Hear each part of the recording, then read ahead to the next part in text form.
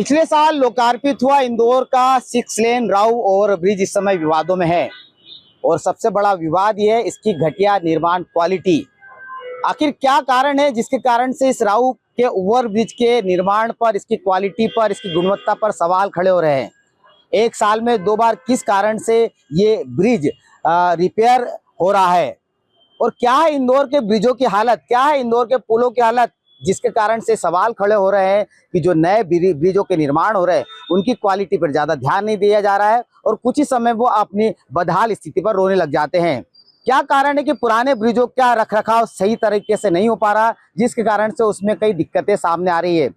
आइए हम जानेंगे आज के इस एपिसोड में किस तरह से इंदौर के ब्रिजों की हालत है और किन ब्रिजों में ज़्यादातर ये समस्याएं सामने देखने को मिल रही है।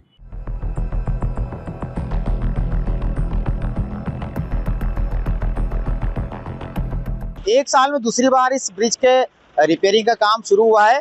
आप देख सकते हैं कि यहाँ पर गिट्टी बिछाने का काम चल रहा है। गिट्टी में कई सारे मटेरियल मिलाए गए क्योंकि इसको कंक्रीट करना है और कितना खोदा गया मैं आपको दिखा सकता हूँ। ये लगभग 2 से 2.5 फीट लगभग ये खुदाई की गई है इसकी और उसके बाद में ये जहाँ से मुरम दिखाई दे रही उस मुरम के हिस्से से यहाँ तक खुदाई की और उसके बाद में इसको लेयर बिछाने का काम शुरू हो रहा है क्योंकि इसके पहले जो सीमेंट का मटेरियल नहीं डला था, डामर का मटेरियल डला था और डामर के मटेरियल के कारण से इस तरह की परेशानियां सामने आई थी। और अभी काम चल रहा है, लगभग 1 माह ये वाला साइड के हिस्से का काम चलेगा, इस हिस्से का काम चलेगा। 1 महीने बाद ही शायद इस हिस्से को खोला जाएगा। और किस तरह का मटेरियल इस्तेमाल हो रहा है, क्या क्या इसमें मटेरियल लगता है, क्यों इसको उपयुक्त माना जाता है ब्रिज के निर्माण के लिए। भाई साहब, कौन सा मटेरियल लगता है इसमें? ये जीएसबी है। क्या क्या मटेरियल इस्तेमाल होता है इसमें? इसमें जीएसबी में स्पेसिफिकेशन होती है, ग्रेड होते हैं 5-6, उसके अनुसार अपन ग्रेड एक ही चूज करते हैं। अधिकारी हमारे जो प्लांट अधिकारी अथॉरिटी इंजीनियर होते हैं उनके अनुसार हम ये ग्रेड मटेरियल। आपने बताया तो कुछ अलग टाइप का मटेरियल, कौन कौन सा मटेरियल इस्तेमाल होता है? ये तो जीएसबी है। इसके नीचे ये सब ग्रेड है। सब ग्रेड के नीचे अपन अर्थवर्क का जो मटेरियल होता है इसे सब यूज करते हैं। कितनी खुदाई की गई इसकी खुदाई नहीं, ये तो फिलिंग किए थे नीचे से ऊपर। लगभग ये जो आरीवाल है, आरीवाल से नीचे 4.5 मीटर लगभग हाइट आए हैं ऊपर। ऐसा जो खुदा हुआ दिख रहा है वो एरिया, वो कितना खोदा गया इसको? खोदा गया, अभी खोदा नहीं गया सर। अच्छा। ये वाला लेयर से इसमें 700 mm नीचे आए, 800 mm। 600-700 हाँ, नीचे आए। इसके बाद इसमें कौन सा मटेरियल डलेगा ऊपर तक? और सीमेंट होगा? जीएससी के बाद डीएलसी होगी, डीएलसी के बाद पीक्यूसी होगा। तो पहले जो डामरीकरण था वो इसके ब्रिज के इस निर्माण कार्य के लिए कोई बहुत ज्यादा उपयुक्त नहीं माना जाता है? नहीं, सब माने जाते हैं। अब ये रिजिड पेमेंट जो होते हैं इसकी लाइफ ज्यादा होती है और फिजिबल पेमेंट की लाइफ कम होती है। तो ये अभी जो मटेरियल यहाँ पर इस्तेमाल हो रहा है उसकी सर्विसेज लंबी है और ये सर्विसेज लंबी है, ये विचार ब्रिज बनाने के समय क्यों नहीं आया? ये विचार तब क्यों नहीं ठेकेदारों ने किया? ये सवाल उठता है। आखिर क्या कारण है कि 1 वर्ष के पहले ही ब्रिज के निर्माण में इस तरह की इतनी बड़ी कोताही देखी जा रही है, ब्रिज के निर्माण में इतना बड़ा लापरवाही देखी जा रही है, ब्रिज के निर्माण में इतनी सारी खामियां आ रही है, जिसके कारण एक बार फिर से ये ब्रिज को बंद करना पड़ा और इसका खामियाजा जो है वाहन चालकों को और रहवासियों को और नागरिकों को भुगतना पड़ रहा है। सर, ये जो रिपेयरिंग का वर्क चल रहा है, ये क्या इसकी रिपेयरिंग चल रही है और कितना समय लगेगा इसको? ये डामर रोड से पीक्यूसी रोड बना रहे हैं अभी, है ना। और पीक्यूसी रोड बनाने में लगभग ये मानिए 15 से 20 दिन समय और लगेगा। क्या कारण है कि इसको वापस से दोबारा से रिपेयरिंग किया जा रहा है? 4 महीने पहले एक बार रिपेयर हुआ था, दूसरी बार फिर रिपेयरिंग हो रहा है। हाँ, वो डामरीकरण में कुछ बारिश के समय में वो पैच होल आए थे, जिसके कारण मतलब ये है कि अब ऊपर से बोला जा रहा है कि डामर में हमेशा आते रहेगा, तो इसके लिए इसको कंक्रीट रोड करके एक ही बार में फाइनल कर दिया जाए। आप कितने साल से इस निर्माण कार्यों से जुड़े हुए हैं? हमको तो लगभग 3-4 साल हो गए हैं। तो ये बताइए कि पहले डामरीकरण जो किया गया था तो पहले इस तरह का विचार नहीं किया था कि इस तरह की समस्या आएगी? नहीं सर, ये सब विचार अपना नहीं चलता है ना। इसमें तो जो गाइडलाइन रहती है काम उसके अनुसार किया जाता है। डामरीकरण था तो डामरीकरण किया गया। अभी ये कितना हिस्सा बनना है, कहाँ तक कैसा बनना है? ये 300 मीटर इस तरफ है और 400 मीटर उस तरफ है। ये इसको कितना समय लग जाएगा? इसको 15 से 20 दिन। और इसके बाद में दूसरी साइड का भी काम शुरू होगा? संभवतः दूसरी साइड भी बनाने की बात चल रही है कि दोनों तरफ कर दिया जाए। डामरीकरण में ये समस्या आती है इस तरह की ब्रिजों में? जनरली सब में आती है इस तरह की। जनरली ये समस्या आती है डामरीकरण के इस तरह के ब्रिजों में। तो ये बताइए कि जब इस तरह की समस्या आती है तो जब शुरुआत में जब डामरीकरण किया था, जब इसकी तकनीकी रूप से इसकी जांच की गई थी, तकनीक रूप से बनाया, तब फिर डामरीकरण क्यों किया? पहले इसका कंक्रीट क्यों नहीं किया?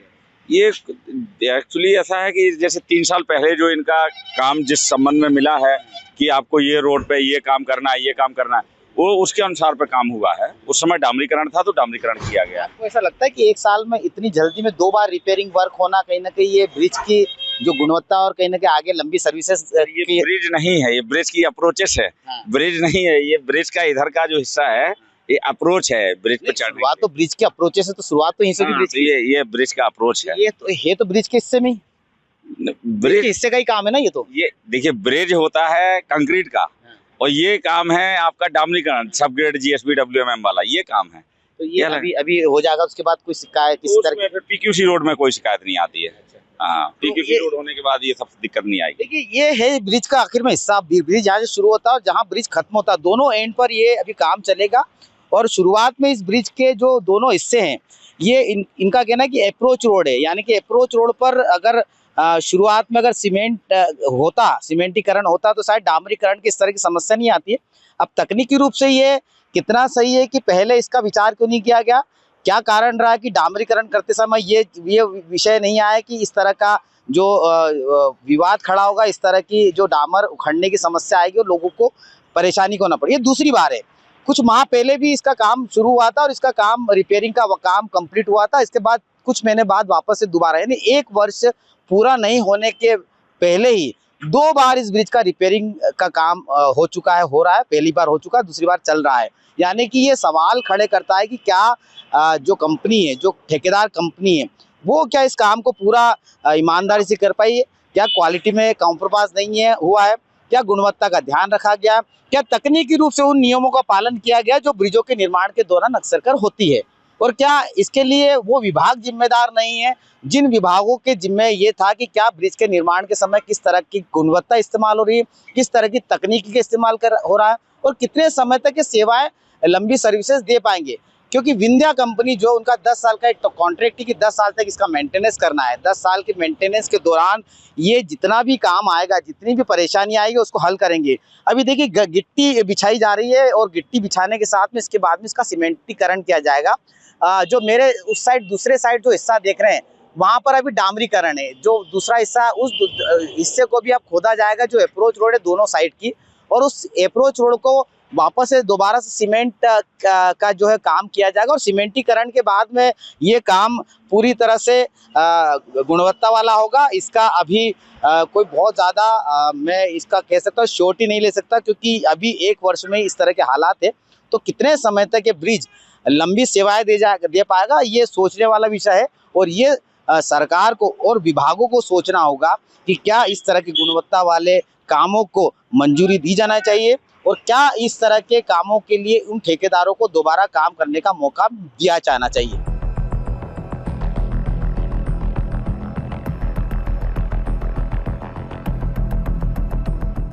यह है इंदौर का राजकुमार ओवरब्रिज जो 2015 में नवीनीकरण और निर्माण कार्य कंप्लीट हुआ था। इस ब्रिज में जो है सबसे बड़ी तकनीकी दिक्कत जो आई थी वो थी इसके ऊपर की लेयर का उखड़ जाना। उसके बाद में इसका डामरीकरण किया गया। डामरीकरण करने के बाद भी आप देख सकते हैं कि छोटे छोटे जो गड्ढे हैं वो दिखाई दे रहे हैं, क्योंकि डामरीकरण जो है सीमेंट के जो लेयर पर व्यवस्थित पेच नहीं हो पाया और वो उस पर टिक नहीं पाया। इस कारण ये ब्रिज की इस तरह की स्थिति हो गई है। अब इस ब्रिज के जो निर्माण के बाद से सवाल उठते रहे हैं, विशेषज्ञों ने भी लगातार इस बात को उठाया था कि कहीं ना कहीं इस ब्रिज के निर्माण में कहीं ना कहीं लापरवाही हुई है और इसके निर्माण की जो गुणवत्ता और इस निर्माण की जो क्वालिटी उस पर भी कहीं ना कहीं कॉम्प्रोमाइज़ किया गया। और वो यही कारण आप देख सकते हैं कि ये गड्ढे आपको दिखाई दे रहे हैं, ये गड्ढे हो गए हैं। और ये पहले तो नीचे आपको सीमेंट की लेयर दिखेगी, उसके ऊपर डामरीकरण की लेयर चढ़ाई गई है। तो आप डामरीकरण की लेयर कितनी इस पर जो है टिक पाती है ये तो विशेषज्ञों से जानेंगे। लेकिन ये ब्रिज पर जो है जो ट्रैफिक वो बड़ी संख्या में ट्रैफिक श्रमिक क्षेत्र के अलावा रेलवे स्टेशन के अलावा जो एयरपोर्ट के लिए रास्ता जाता है उसको जोड़ता है। तो बड़ी संख्या में वाहनों का यहाँ आना जाना है। और ब्रिजों के निर्माण को लेकर जो सवाल उठाए जा रहे हैं वो यही है कि कहीं ना कहीं जो नई तकनीक के साथ में नए ठेकेदारों के साथ में नए अधिकारियों की जो जिम्मेदारी होना चाहिए ब्रिजों के निर्माण को लेकर जिस तरह का लापरवाही बरती गई वो बड़ी सवाल उठाती है। यही कारण है कि आप देख सकते हैं मेरे पीछे ट्रैफिक का जो निर्बाध गति से चल रहा, लेकिन कहीं ना कहीं डिजाइन को लेकर ये कितना सर्विस दे पाएगा, कितने लंबे समय तक चल पाएगा, ये सवाल अभी भी उठ रहे हैं। और यही कारण है कि इंदौर के कई ब्रिजों की हालत खस्ता है। शहरों के यातायात को व्यवस्थित करने के लिए और ट्रैफिक जो है निर्बाध निकल सके, इसके लिए पुलों का निर्माण किया जाता है। इन ब्रिजों की जो सर्विसेज होती है वो काफ़ी लंबी होती है, लेकिन पिछले कुछ समय से मध्य प्रदेश के कई ब्रिजों के हालात को लेकर चिंताएं जताई जा रही है। इंदौर के कई ऐसे ब्रिज है जो डिज़ाइन के कारण से चर्चाओं में है, और कई ऐसे ब्रिज भी है जो कुछ ही समय में अपनी व्यवस्था पे रो रहे हैं। इन व्यवस्थाओं के बारे में हम चर्चा करते हैं सिटी प्लानर इंदौर के अतुल सेठ, जो कई ऐसे बड़े निर्माण कार्य कर चुके हैं, जिनका शहर के निर्माण कार्य और डिज़ाइनों पर बड़ा अच्छा नज़र रहता है। अतुल जी, ये बताइए कि ब्रिजों को लेकर काफ़ी लंबी चर्चाएं चल रही है, बड़े लंबे समय से मध्य प्रदेश के कई ब्रिजों को लेकर सवाल उठते रहे हैं। अब नया एक ताज़ा उदाहरण है कि कई ब्रिज ऐसे अव्यवस्थित हो गए, बदहाल हो गए हैं। राऊ ब्रिज के बारे में बड़ी चर्चाएं चल रही कि 1 वर्ष हुआ और उसकी हालत खराब हो चुकी है। इंदौर के कई और भी ब्रिज है जिनमें बनने के बाद से ही समस्या आना शुरू हुई थी। तो कौन से ऐसे प्रमुख ब्रिज और क्या तकनीकी कारण जिनके कारण से ये विषय सामने आ रहे हैं? मुझे लगता है कि जो विभाग इसको बना रहा है उसमें 2-3 जो बातें रहती है। एक तो सबसे पहले शुरुआत होती है इसके डिजाइन से। तो डिजाइन उसकी जो है अगर प्रॉपर बनी हुई है, जैसी उचित बनी हुई है, जो पैरामीटर ट्रैफिक के हिसाब से रहते हैं, उसके स्पीड के हिसाब से रहते हैं, उसका सुपर एलिवेशन होता है, उसका टर्निंग रेडियस होता है, उन सबको अगर ध्यान में रख के अगर बनाया जाए तो बहुत सारी समस्याओं से निजात मिल सकता है। दूसरा मुद्दा जो आता है उसकी गुणवत्ता का, कि जब ट्रैफिक उस पर चलेगा तो जिस ढंग से उसका निर्माण कार्य हुआ है, उस निर्माण कार्य के दौरान अगर कोई खामी रह गई है तो जब ट्रैफिक उस पर आता है और खासकर हेवी ट्रैफिक उस पर आता है तो वो खामियां उभर के सामने आती है, जैसी राऊ के ब्रिज पे आ रही है। एक इंदौर का महत्वपूर्ण ब्रिज और मध्य प्रदेश की नहीं बल्कि भारतवर्ष की सबसे श्रेष्ठ संस्था जो NHAI होती है, नेशनल हाईवे अथॉरिटी, उसने उससे बनाया है। उस पर अगर इसमें की खामी उजागर हो रही है तो पूरे देश के लिए और तकनीकी जगत के लिए बहुत चिंता का विषय है ये। इंदौर में ऐसे कौन कौन से प्रमुख ब्रिज है जिनमें बड़ी समस्या आई है? कौन से ऐसे पुराने ब्रिज है जो रखरखाव के अभाव में जो है खराब हो रहे हैं और आने वाले समय में बड़ी दुर्घटनाओं को आमंत्रण दे सकते हैं? हम कह सकते हैं कि इंदौर के अंदर पुलों का निर्माण बहुत सारे विभागों के द्वारा किया जा रहा है, जिसमें कुछ ब्रिज नगर निगम ने बनाया है, कुछ इंदौर विकास प्राधिकरण ने बनाया है, कुछ भी अपने इंदौर के अंदर PWD विभाग जो मध्य प्रदेश शासन का उसने बनाया है, कुछ ब्रिज जो है वो MP रोड डेवलपमेंट कॉरपोरेशन है उनने बनाया है, और कुछ ब्रिज जो है वो इंदौर के अंदर नेशनल हाईवे अथॉरिटी जो है उनने बनाया है।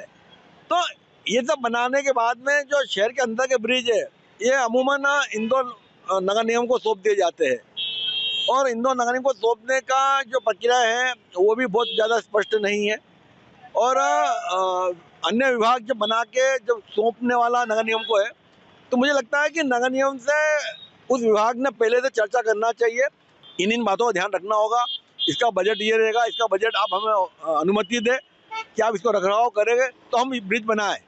अन्यथा आज नगर निगम के अंदर हम कह सकते हैं कि पहले एक ब्रिज सेल हुआ करता था, वर्तमान में शायद वो ब्रिज सेल नहीं है। तो ब्रिजों के रखरखाव के लिए कोई अलग से विभाग भी नहीं है। जब कोई समस्या आती है तो फिर वाद विवाद छिड़ता है कि ये इसको मेंटेन करना था, इसको मेंटेन करना था, या मेंटेन करने के लिए गलियां ढूंढी जाती है। और अमूमन ब्रिजों की जिंदगी जो होती है मुझे लगता है कि ये 100 साल से कम नहीं होती, जिसको डिज़ाइन किया जाता है ये 100 साल तो इसकी डिज़ाइन होना ही चाहिए, और उसके बाद भी इसमें कोई तकलीफ नहीं आना चाहिए। साधारण जो रखरखाव है वो होता रहता है तो कोई ब्रिज नहीं आता। आज अंग्रेजों के द्वारा बनाए गए ब्रिज इंदौर शहर में नहीं पूरे देश में 200 साल हो गए, 150 साल हो गए, मैं उसमें कोई तकलीफ नहीं आ रही है, क्योंकि उन्होंने निर्माण के दौरान भी और बाद में रेलवे विभाग उसका रखरखाव जो करता है वो बहुत उचित तरीके से करता है। अतुल जी, इंदौर के कौन कौन से ऐसे ब्रिज हैं जिनकी स्थितियां खराब है, जो पिछले लंबे समय से चर्चाओं में रहे हैं? उन सब ब्रिजों के हम सिलसिलेवार जानना चाहें तो कौन से ब्रिज में क्या खामियां हैं और उसका कारण क्या है? इंदौर के अंदर हम बात करें, शुरुआत करते हैं तो सबसे पहला ब्रिज जो श्रेष्ठ ब्रिज हम कह सकते हैं वो शास्त्रीय ब्रिज बना है। इसको बने आज 70 साल से ज़्यादा साल हो गए, मगर इस पर कोई समस्या नहीं आई। अभी अभी कुछ समस्या चूहों को लेके आई है कि जो ज़मीन पोली हो गई थी, अन्यथा आज भी उसके ढांचे में कोई मूलभूत समस्या नहीं है और यातायात की दृष्टि से बहुत सुगम भी है। मगर हम बात करें राजकुमार ब्रिज जिस पर हम खड़े होकर बात कर रहे हैं, ये ब्रिज बनने में एक तो बहुत बड़ा समय लगा, 10 से 12 साल लगे। इसके बाद में इसके ऊपर की जो वेयरिंग कोड था, आरसीसी बनाया था, वो जगह जगह से उखड़ने लग गया और इसमें जो वेयरिंग कोड के जो नॉमिनल सरिये रहते हैं वो दिखने लगे और उसकी बीच के जो एक्सपांजन जॉइंट जो होते हैं, कंस्ट्रक्शन जॉइंट होते हैं, वही खुल के सामने आ गए थे। तो उसको लिए बाद में हम देख रहे हैं कि अभी इस पर डामर की कोट की गई है और डामर की कोट भी क्योंकि आरसीसी पर पकड़ नहीं करती है तो जगह जगह से उखड़ने लग गई है। तो अतुल सेठ सिटी प्लानर इंदौर है, जिन्होंने कई बड़े डिज़ाइंस तैयार किए जो इंदौर शहर में आज भी अपनी एक अलग पहचान रखते हैं। कई बड़े भवनों का निर्माण किया है जो आज भी देखे जा सकते हैं। अतुल सेठ का स्पष्ट कहना है कि कहीं ना कहीं ये जो है डिज़ाइन के साथ साथ जो काम करने की गुणवत्ता, जो क्वालिटी होती है, गुणवत्ता होती है, उसके साथ कहीं ना कहीं कॉम्प्रोमाइज़ किया गया है और इसके लिए सीधे सीधे जो है वो विभाग के जो जिम्मेदार अधिकारी है वही दोषी माने जा सकते हैं, क्योंकि विभाग के अधिकारियों का जो है वो मॉनिटरिंग नहीं होना और उसके ऊपर ठेकेदारों पर कमांड या कंट्रोल नहीं होना ही ये सबसे बड़ा कारण है, जिस कारण से ये इस तरह से ब्रिजों की एक साल में, दो साल में व्यवस्थाएं जो है गड़बड़ा रही है। तो ये देखना होगा कि हमें किस तरह से प्लानिंग से काम करना होगा, किसी एक को दोष देना उचित नहीं। पूरा जो है सिस्टम ही जो है कहीं ना कहीं इस विवाद का कारण है और इसे सुधारने की बहुत ज़रूरत है हमें। इंदौर का सबसे पुराना ब्रिज लगभग 75 साल पहले, यानी कि आज़ादी के 8 साल पहले 1953 में इस ब्रिज का निर्माण हुआ था और इस शहर के मध्य क्षेत्र का सबसे प्रचलित ब्रिज है शास्त्री ब्रिज।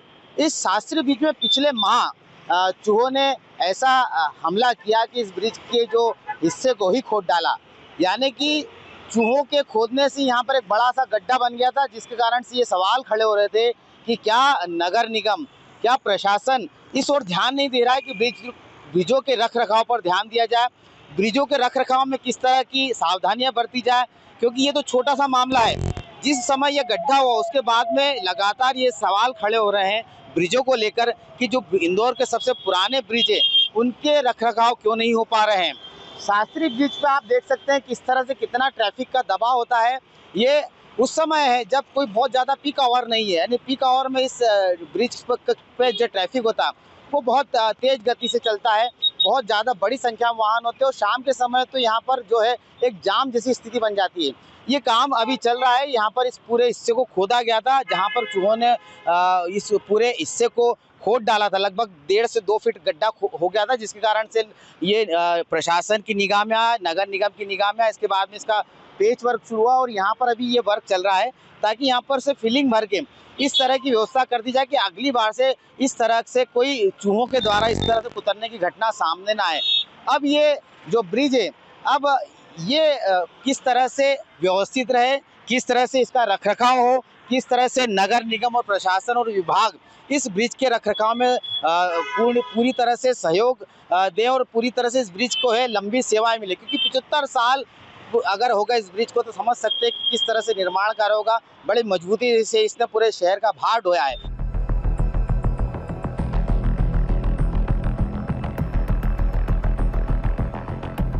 सड़कों और ब्रिजों के निर्माण में कितना घटिया क्वालिटी का इस्तेमाल होता है, किस तरह से तकनीकी त्रुटियां होती है, किस तरह से लापरवाही बरती जाती है, इसका खुलासा एक बार फिर इस राव के 6 लेन ओवर ब्रिज ने कर दिया है। इस राव के ब्रिज ने 1 वर्ष भी पूरा नहीं किया है। 21 दिसंबर को इसको शुरू किया था, अभी 1 वर्ष पूरा भी नहीं हुआ और ये दूसरी बार इसका रिपेयर वर्क शुरू है। कुछ माह पहले इसका एक बार रिपेयर वर्क हुआ था, लेकिन दूसरी बार फिर से इसका रिपेयर वर्क हो रहा है और इस ब्रिज की एक लाइन को पूरी तरह से बंद कर दिया, एक लेन को पूरी तरह से बंद कर दिया गया। इसके 400 मीटर इधर और 300 मीटर उस साइड, दोनों तरफ का जो है अप्रोच रोड का काम चल रहा है। ये जो मेरे दाईं ओर देख रहे हैं ये ब्रिज का दूसरा हिस्सा है, यानी कि जो ये हिस्सा है ये भी 15 दिन बाद इसका भी निर्माण कार्य शुरू हो जाएगा, यानी कि कुछ माह तक लोगों को इस तरह के असुविधा का सामना करना पड़ेगा। आखिर क्यों इस तरह की निर्माण कार्य की क्वालिटी का जो है सवाल उठते रहता है? क्या कारण है कि इतने बड़े ब्रिजों को लेकर कोई बहुत ज़्यादा संवेदनशीलता नहीं दिखाई जाती? क्या कारण है कि क्वालिटी के साथ में कॉम्प्रोमाइज़ किया जाता है? क्या कारण है कि 1 वर्ष भी पूरा नहीं कर पाने के पहले इस तरह के ब्रिजों की इस तरह की स्थितियां बन जाती है? क्या जो तकनीकी कारण है उसका आधिकारिक लेवल पर मॉनिटर नहीं किया जाता है? जो क्वालिटी यहाँ पर इस्तेमाल कर रहे होती है, जो मटेरियल यहाँ इस्तेमाल होता है, उस मटेरियल का क्या अधिकारी किसी तरह का देखरेख नहीं करते? जो कंपनियां हैं जो बड़े बड़े ब्रिजेस बनाने का दावा करती है, क्या कारण है कि 10 वर्ष के उनके जो मेंटेनेंस का कार्यकाल उसके 1 वर्ष के पहले ही ये ब्रिज को दोबारा खोद कर बनाना पड़ा? इस ब्रिज के जो अप्रोच रोड है, जो जहाँ से ब्रिज शुरू होता है, वहाँ पर बड़े बड़े गड्ढे हो गए और बड़े बड़े गड्ढों को भरने के लिए पहले तो कुछ माह पहले पेच वर्क कर उसको भरा गया, लेकिन वो जब चला नहीं तो एक बारिश भी नहीं झेल पाने वाला है ब्रिज। 1 साल के पहले ही दोबारा से रिपेयरिंग पर आ गया, यानी कि आप देख सकते हैं कि उसको पूरा 400 मीटर खोद दिया गया है और ये यहाँ पर पहले डामर की लेयर बिछाई गई थी। तकनीकी विशेषज्ञों का मानना है कि जो यहाँ के जो ठेकेदार है, काम करने वाले कर्मचारी है, जो भी यहाँ पर संबंधित कंपनी से लोग जुड़े हुए हैं, उनका कहना है कि ये डामरीकरण का जो फॉर्मूला था वो सक्सेस नहीं हो पाया। इस कारण से बारिश के बाद ये यहाँ पर गड्ढे हो गए और बारिश के बाद से डामरीकरण का काम जो है यहाँ पर पूरी तरह से फेल हो चुका था और इस कारण से डामरीकरण के जो अप्रोच रोड के पूरा जो मटेरियल उसको उखाड़ कर नया मटेरियल यानी कि सीमेंटीकरण किया जा रहा है, कंक्रीट किया जा रहा है। इसके लिए लगभग 2 से 2.5 फीट इसको खोदा जा रहा है, 1.5 से 2 फीट लगभग आप देख सकते हैं मेरे दोनों ओर की खुदाई हुई है और खुदाई में इसका सीमेंटीकरण का कंक्रीट का मटेरियल डाला जाएगा और उसके बाद में ये दोनों छोर पूरा होने के बाद में जो इस तरफ का छोर है, इस ओर का छोर है, इसका काम शुरू किया जाएगा। यानी कि अभी 2 महीने तक इस रूट पर जो जितने भी वाहन चल रहे हैं उनको रेंग कर चलना पड़े, क्योंकि ये व्यस्ततम एक मार्ग है, यानी कि AB रोड इंदौर मुंबई को जोड़ने वाला मार्ग है, राहु का सर्कल है। अब इस ब्रिज के इस तरह से निर्माण कार्य के जो सवाल खड़े हो रहे हैं, जब तकनीकी विशेषज्ञ बता रहे हैं, एक्सपर्ट बता रहे हैं, उसके अनुसार कहीं ना कहीं बड़ी खामियां यहाँ पर देखी गई है और बड़ी खामियां जो है कहीं ना कहीं विभागीय स्तर पर विभागीय अधिकारियों की अनदेखी के कारण हुई है और ये बड़ी खामियां कैसे दूर होगी?